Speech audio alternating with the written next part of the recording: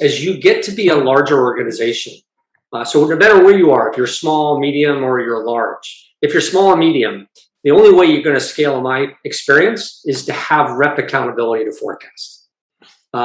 It's the only way you get a proper input relative to the risk assessment. If reps aren't accountable and you're putting it all on the first line manager, you're adding to that pressure cooker, and that manager is probably going to need to spend way more time interrogating and inspecting to be able to be forecast, because you're not driving the accountability to the rep.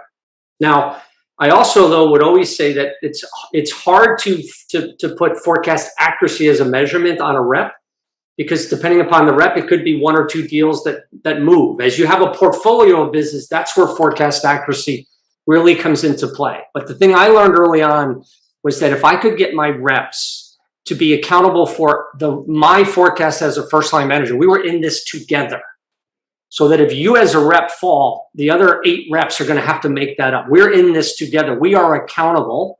And if you can do that, then your ability as a first line manager and the information flow up is so much better. And you get to be a larger scale, organization. If you don't have rep accountability, I would tell you, it's going to be impossible. Yeah, it seems to me like if you can fix your forecasting process such that you start to index more on things like, deal size, the presence of competitors, slippage, engagement on emails and calls and content, things like that. When you do that, it's easier to enforce rep accountability because you're not asking them to do a bunch of manual work. You're asking them to use the data you both have at your disposal. You're providing the insights, right? You're providing the insights for them to manage their turn. They get something out of this, right? Like your best reps want the insights from benchmarking of what great deals look like, because they're self-learners, right? They want to figure it out.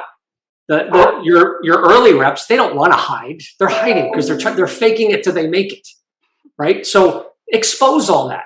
Force the dialogue and the coaching for your best reps to manage their territories better. For me as a manager to be able to know where I can go help and coach them.